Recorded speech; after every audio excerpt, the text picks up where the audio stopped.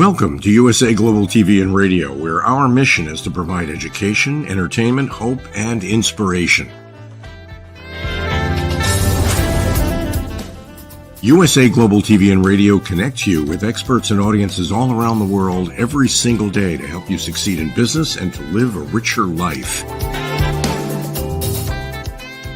Visit us at usaglobaltv.com to learn about career and life-changing training and mentoring programs like the Listening Mentor.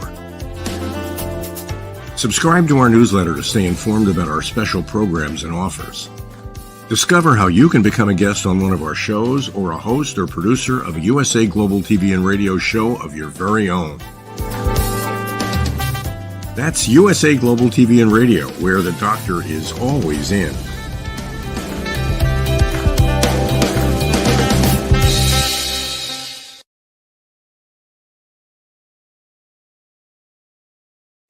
Hello, good morning, good afternoon, good evening, and welcome home to USA Global TV and Radio, where we provide world-class education, inspiration, and hope.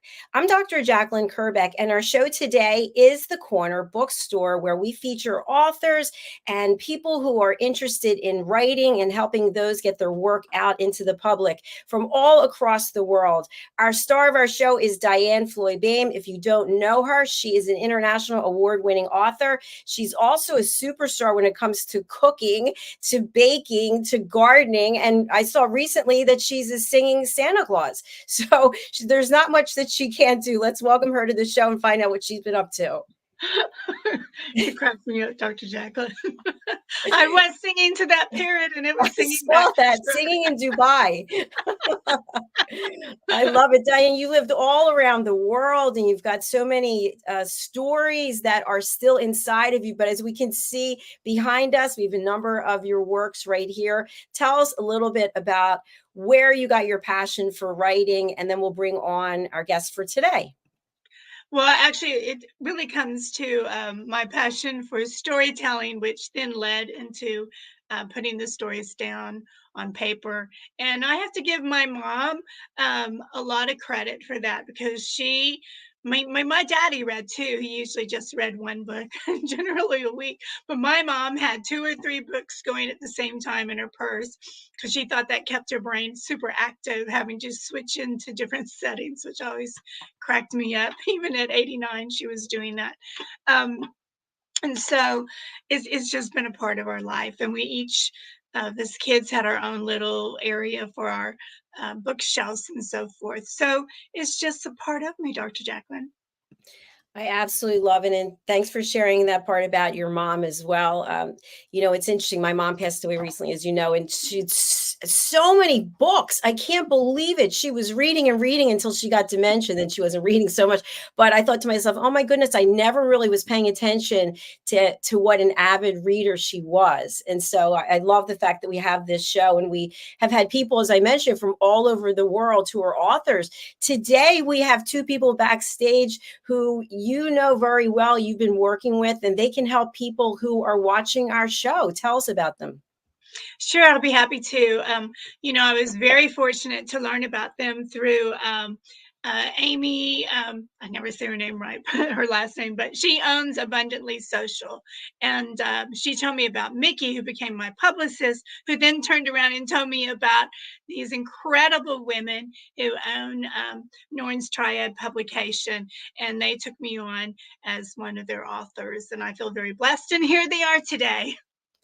Fantastic. Let's welcome them to the show. Hello, welcome, JM and Sahara. Nice to have you with us today. Hi, nice being here. Thank you for having us, and thank you for those kind words, DIANN. Yeah, thank you. We're blessed to have you. Yes. Thank you. Well, I've heard a number of wonderful things about both of you and about your organization. And I know one of our other team members is also one of your clients, which is exciting. Yep. So I don't know which one of you would like to start and talk about Northup Triad publications and how you can bring value to our audience. All right, we're going to go with JM first. You're up. Okay. Northup Triad is, we started as a collaborative publishing group between 3 authors, and we've grown from there. We've been in We've been together for 6 years. Currently we have 10 authors all together right now. We try to keep it a family. We put quality before quantity. We believe in working together in community. And so that's like our number one value, is making sure that we have quality control, making sure that everybody's working as a team and everybody's supporting each other, because it's such a difficult industry and it can be so frustrating, and you can feel so alone and you can feel so disheartened, that it's good to have a place that you can feel connected and feel like it's home. And so we try to make Norm's Triad that place, a place where you can get knowledge, a place where you can get support, and a place that you just feel at home and feel community. I absolutely love what you just shared there. It's not about quantity. It's not about getting zillions of people. It's about taking the people that you have and giving them a very special experience. So congratulations. Sahara, what would you like to add to that? Yeah, and that is, oops, sorry, I'm just in my chair. And yes, and that was our main focus when we started Norms, is that we wanted to be different than the other publishers out there, because both Julie and I met through a publishing company, and it was a press, a small press one, and we saw what was done wrong, so we wanted to try to do it the right way. Excellent. And of course, we're going to ask you a little bit later maybe to share some key learnings for our audience, because we do provide education here. DIANN, what's your experience been like working with them? I love to get live testimonials. I love them. Everything that Julie just said and Sahara is so true. They are building a family. All of us authors get together and we have a meeting about everything that's going on. They answer all the questions so that we all know right away at the same exact time what's happening with the industry. They're always teaching us. I can't say enough. It is a family. There you go. You can put that on your website. Yeah. Means a lot. and I can see they've grown too, because Sahara makes the most incredible trailers for us authors. I'm just blown away. She made my first trailer. I just literally started crying. You didn't know that, did you? I was just like...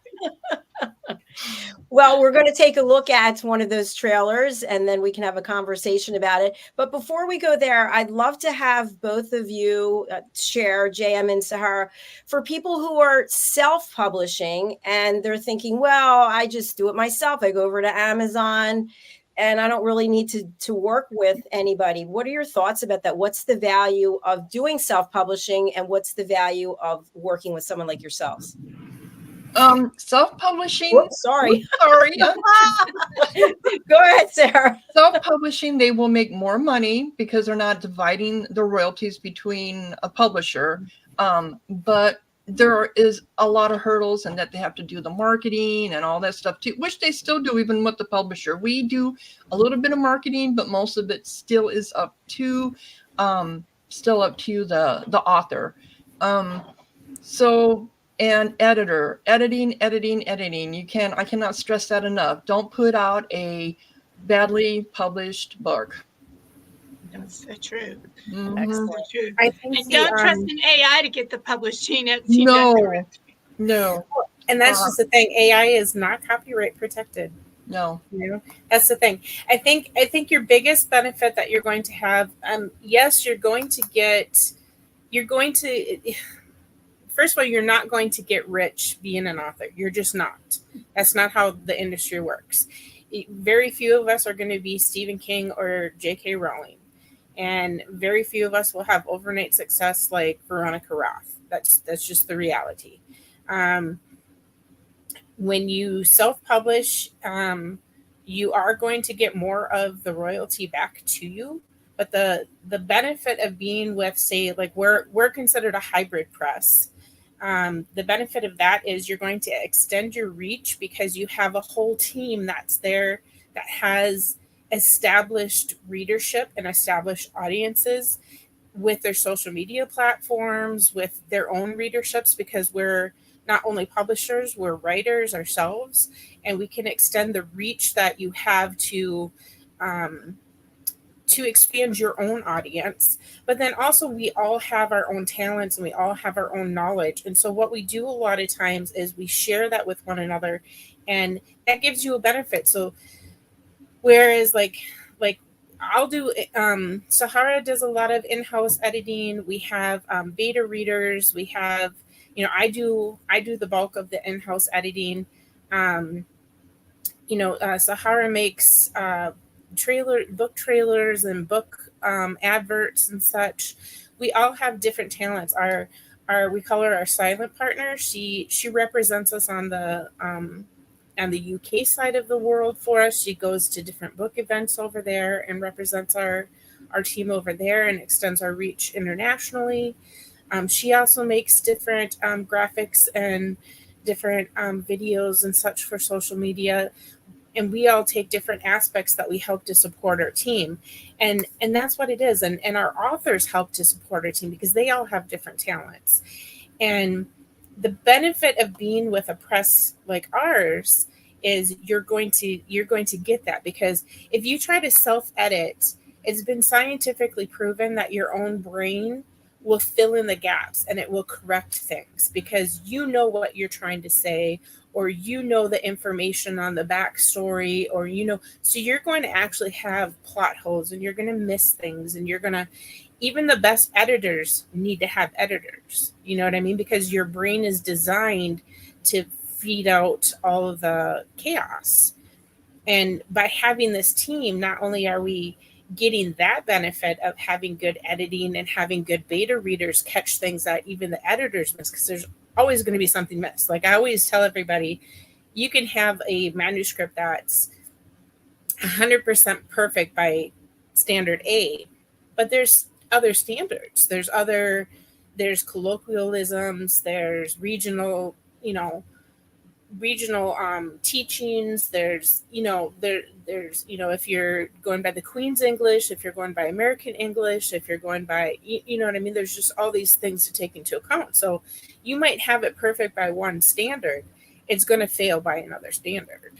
So it's good that we have an international team, because then we get to look at it on a bigger scope as well. Excellent points. I just learned something myself. Thank you. Thank you very much.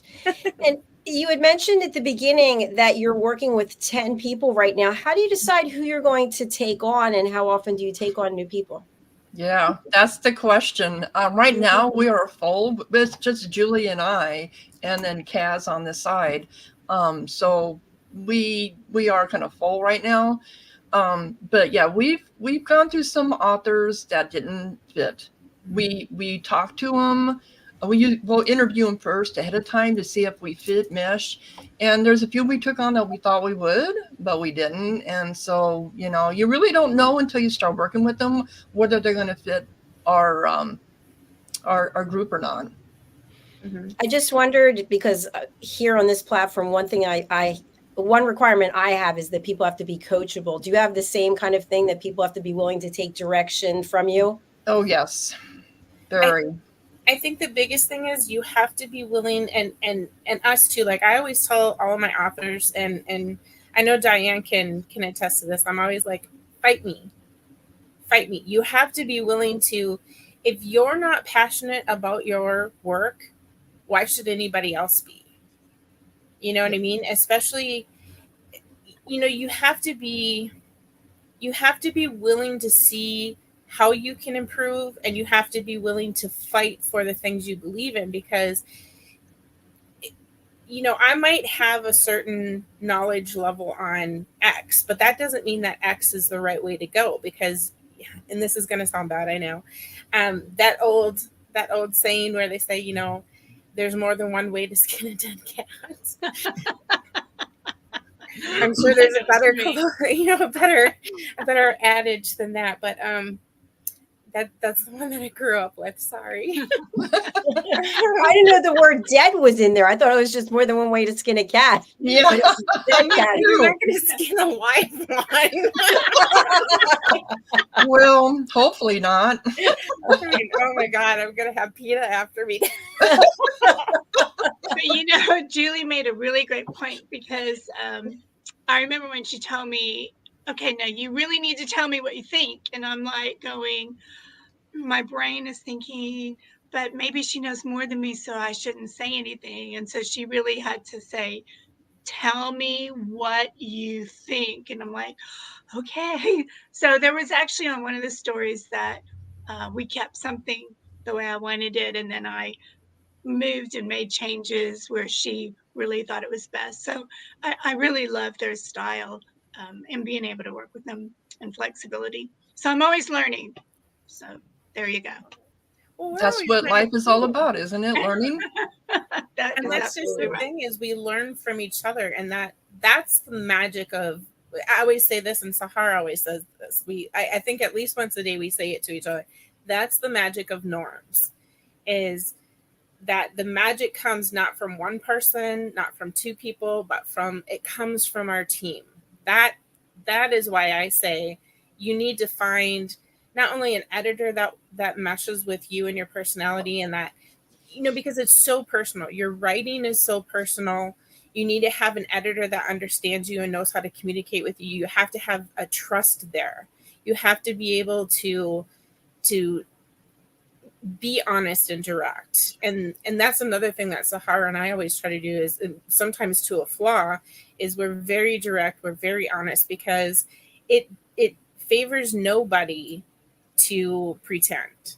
You know what I mean? We all have a stake in what we're trying to do. We want the same thing. We want the best product, because we want the reader to experience the story the way that we want to experience it, the enjoyment that we want to have, because we are all readers first and foremost. Excellent points. Thank you. One question that I have, and I have this myself as an author, but also for people who come to our platform, is about marketing. Marketing seems to be that mysterious, that recipe that we just can't seem to get. I know for myself, I've done all kinds of trailers, Facebook ads, Amazon ads. And the one thing that I did realize is that if one person sees an ad, maybe they're not taking action today, but they could take action in the future. Maybe they're telling someone. If you don't have any marketing, no one's going to learn about you regardless. What do you think?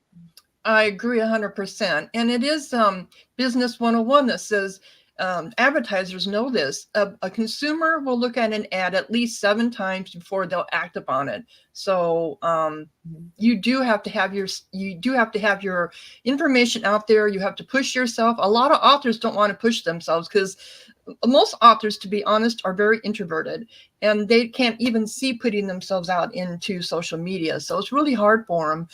But they do need to learn it. There's just no way around it. You're not going to make money just publishing a book and putting it out up there on Amazon. Nobody cares. We've got, last I read, I think there's like 8 million titles out on Amazon. So it's oversaturated to begin with. Yeah, it's so true. I know myself, I've called Amazon KDP with various questions over time. And the last time I called them, I spoke to 5 different people and got 5 different answers. And I thought, you guys don't even know what's going on in your own company there. So it's good to have experts like yourself who are actually guiding authors through down that path, because first of all, you have to have a lot of time. Like what you said, you have to be passionate and personally invested in getting the word out about your projects. Yeah. Yes. And there are marketing classes out there. Mm-hmm. Some of them are very expensive, but there are some free ones that are worth it to check into how to do Amazon ads or how to do Facebook ads. So that is something that every author should learn how to do. But there again, it comes down to the 2 main things with your advertising. If it's not working, you have to look at your cover. Your cover has to be genre specific. It's something the readers want to see and they associate it with the genre they love. And that blurb, the blurb cannot just be a humongous block of text out there on Amazon. It has to be broken down. It has to entice them from the first line they call it a hook. It has to have a hook at the beginning to grab a reader to read the rest of that blurb. If it doesn't, you're going to lose them. That's Excellent. true.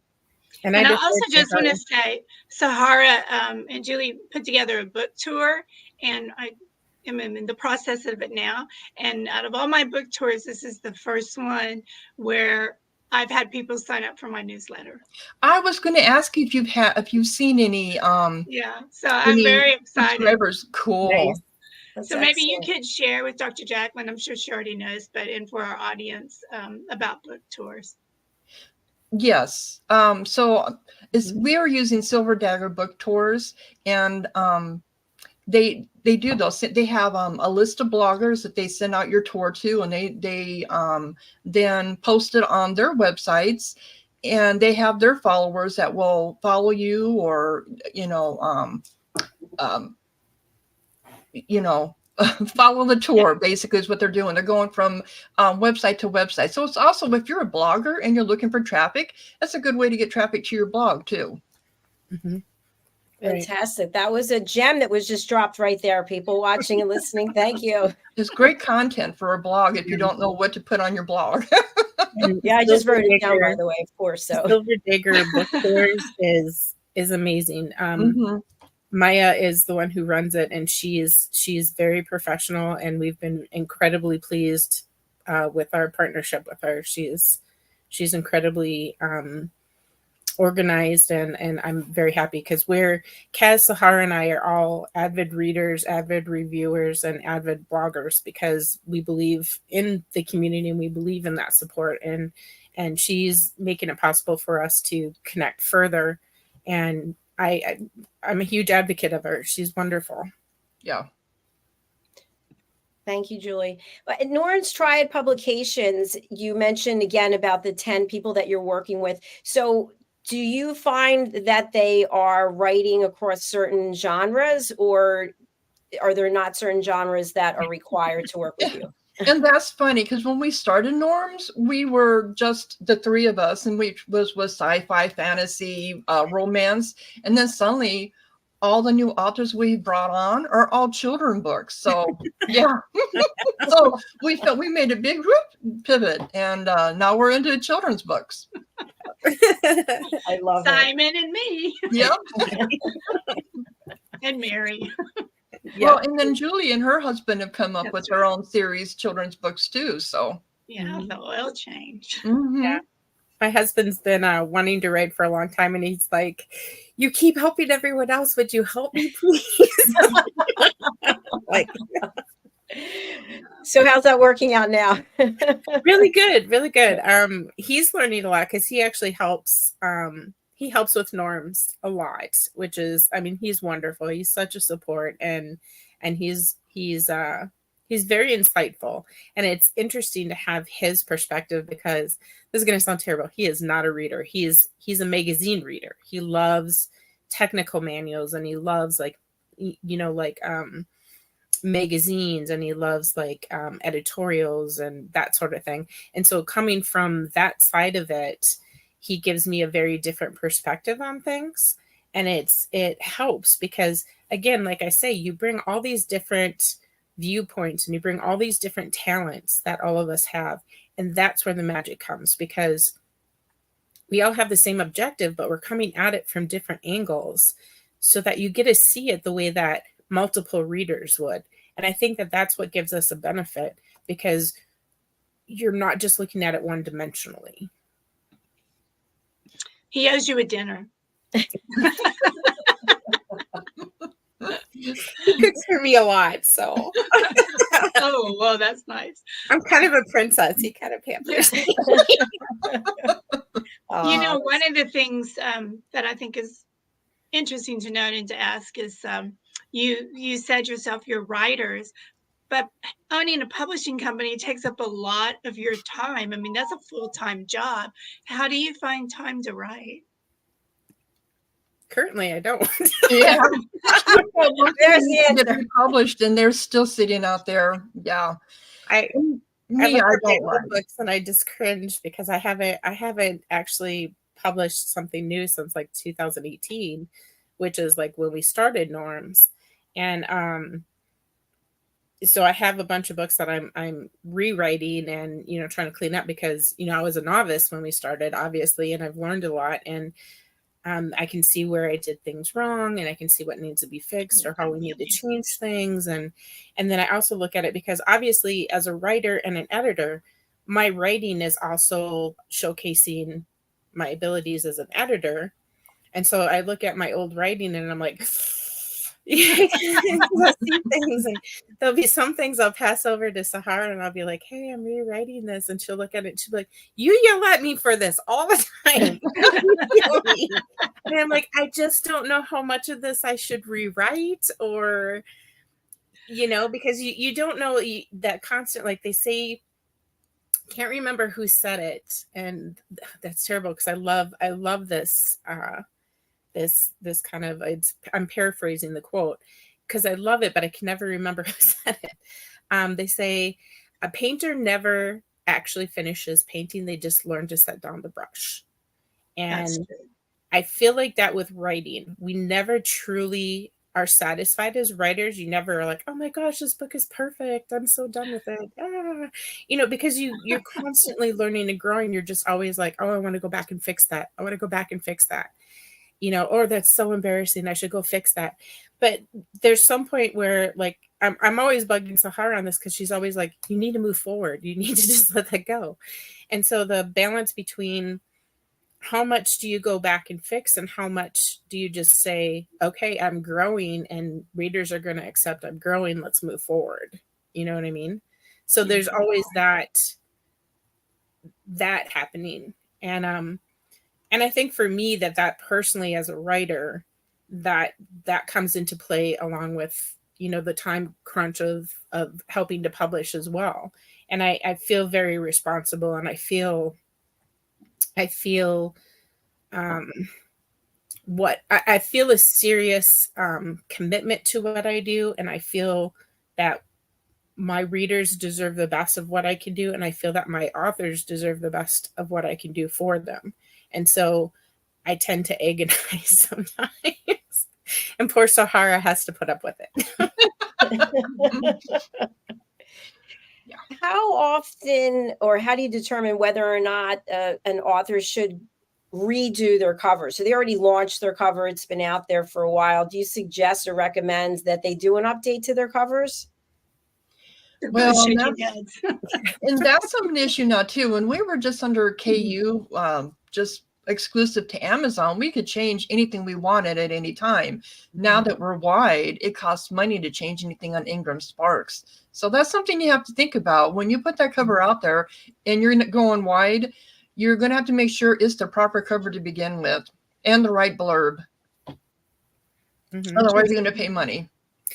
I think the time to do it, there's certain, obviously there's certain times that you're not required to get a new ISBN, and there's certain times that you are. If you're looking at having to get a new ISBN anyway, that's a good time to reevaluate if you need to make those kind of bigger updates. And usually when we're pulling in a cover, we're looking at, does it fit the genre? Does it fit the target audience? You know, because you can have something that fits the genre, but you have certain genres that are just so wide, like children's books. I mean, children's books are like 0 to 14. I mean, technically, right?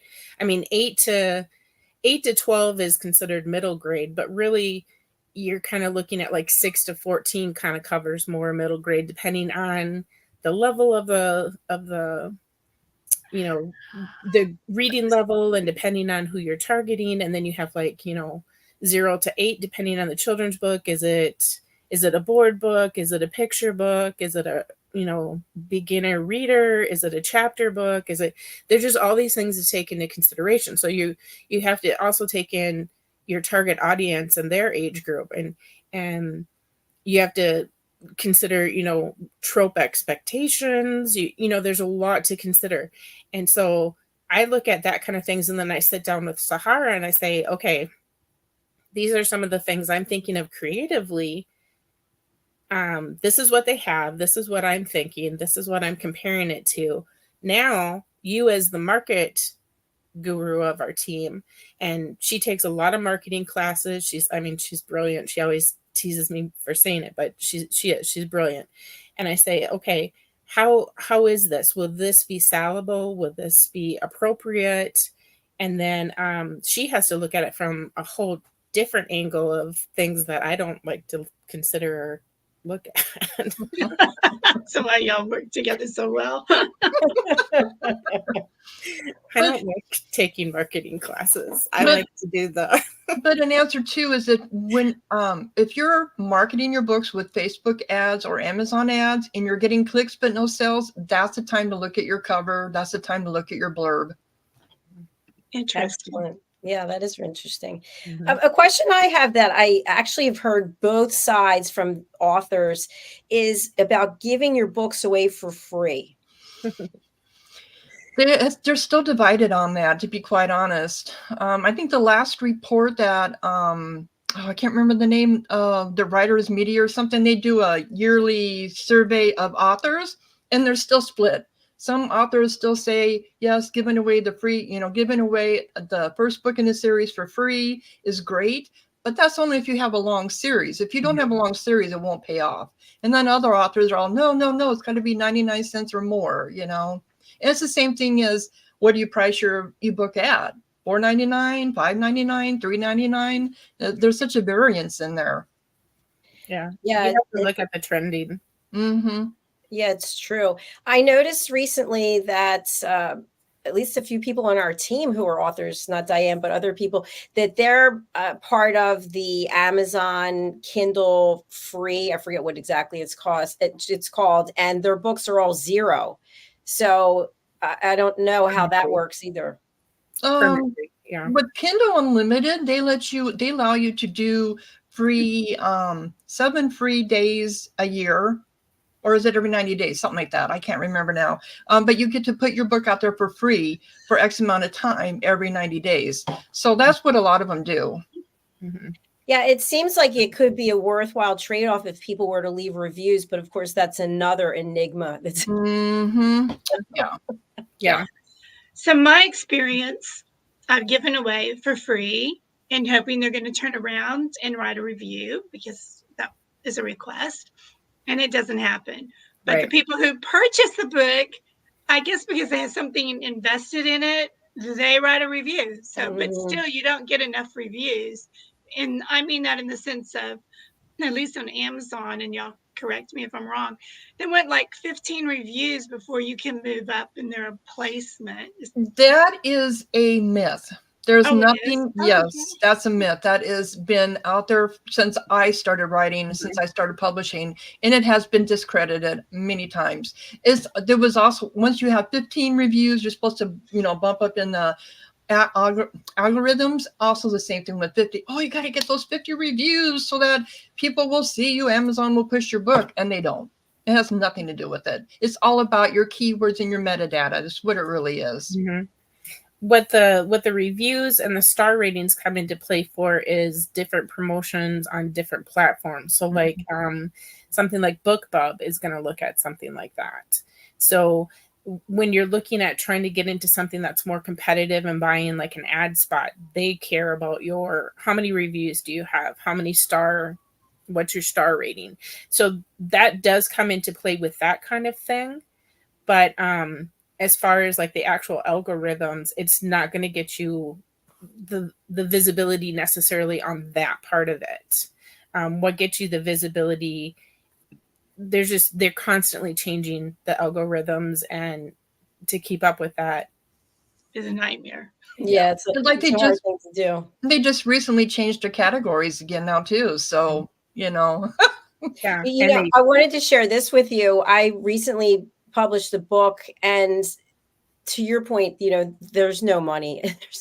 But for me, the most important thing is that I get that little orange brown banner that says top new release, or that's really all that I care about when it first gets published. And so I noticed that this book, it's an activity book. It was number 2, but there was no little banner. So I call KDP. And by the way, I check every hour. As soon as it goes out, every hour, I'm checking, refresh. It's obsessive. So that was the example where I spoke to 5 different people to find out why is it in the top new release, but it doesn't have the little banner. And if it doesn't have the banner, the reader, the potential customer, doesn't know because it's not on there. Yep. So I was told it was because it was too soon. Then I spoke to someone else and they said it's because I didn't have any reviews. Then the third person said it had nothing to do with reviews. It had to do with ratings. So when I got to the last person, I said, can you just be honest and tell me that you have no idea whatsoever? And she's like, I really don't know. And I said, okay, here's what I'd like you to do. You have your computer there.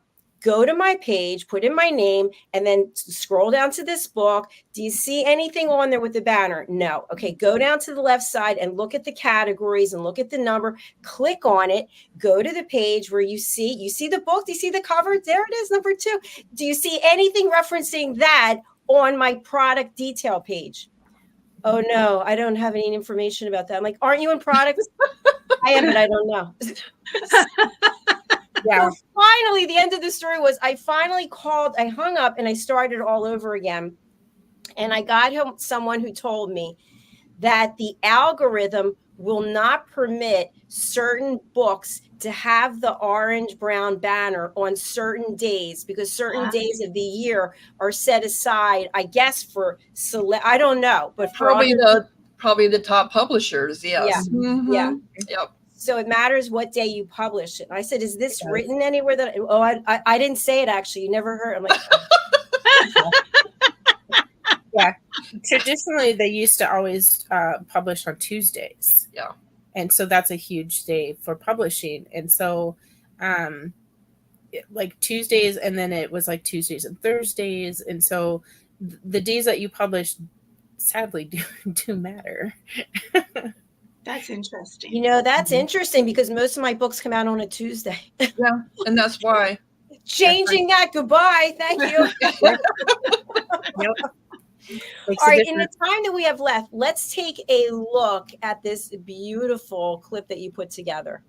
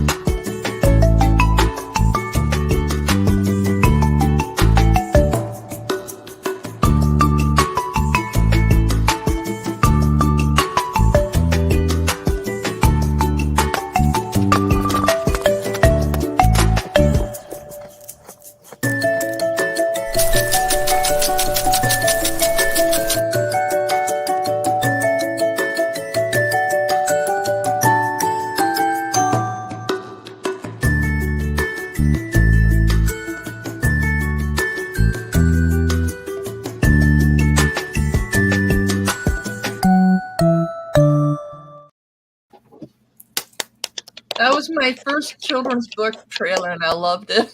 It's fabulous. It gives just such a great feeling, so positive and really well done. Thank you. Thank you. Yeah. Thank you. Thank you. We just have a couple of minutes left, and I want to bring up your website. So let's take a look at it. Here it is. What would you like people to know about the website, where to go, what to take away from visiting? Leave that to you, Julie. You're our website developer. I think you can buy direct from us if you go to our ebook store. We're constantly updating it and adding our books, to it. We're constantly releasing new books. We have 34 books on the schedule for the next year and a half to come out.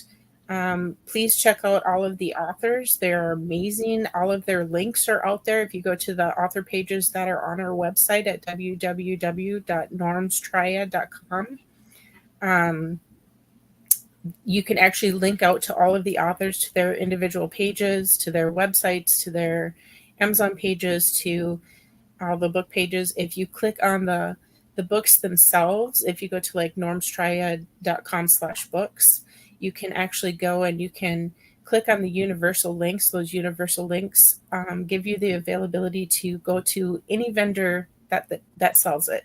So we try to update those on a regular basis, so you can decide if you want to go to Amazon, if you want to go to Barnes and Noble, if you want, if you're in Australia, you can go to Booktopia. If you're in France, you can go to FNAC. If you're, we have all of that out there. If you want to buy it from a wholesaler, you can. And all of our books are available to at your local bookstore, but they're print on demand, so you just have to request that they order it for you. Also, if you liked my book trailer and you're looking for one, we have an services tab up there at the top too, to set up for a book trailer. There you go.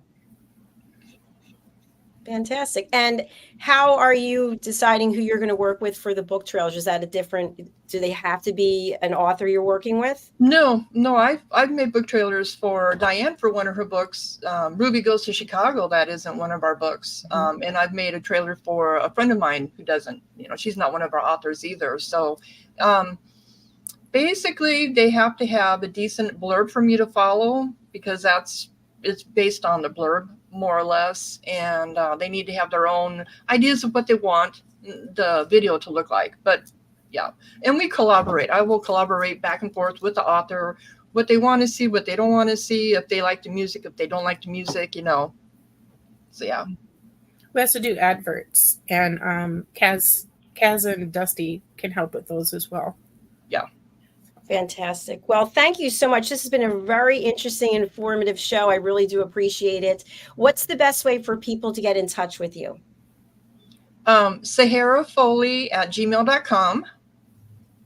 jmnorthup.com or normstriad.com. NORNSTRIADS.com. It's Norsk, so it's not norms, but it's pronounced norms. It's norms. I was saying to myself, I keep saying norms, but they're saying norms. I'm looking at them like, is it norms? Is it norm? I'm on the website. I'm like, it says norms, but they keep saying norms. So I'm glad you cleared that up. Thank you. I think it's an accent. I was having a breakdown over here. Okay, very good. We have to close out as our next show is coming up, and they're already contacting me. DIANN, what's the best way for people to get in touch with you? My website, DIANNFLOYD.BOEHM.com. You can contact me right there. Thank you, Dr. Jacalyn. Fantastic. Well, thank you so much for being here. We really do appreciate it. Our next show is coming up. It's a special edition of Live, Learn, Teach, Inspire, and it's brought to us by the British School of Excellence and Mr. Philip Sykes. So please do stay tuned, and then we will have our regular scheduling for the rest of the day. Thanks so much for being here. Bye for now.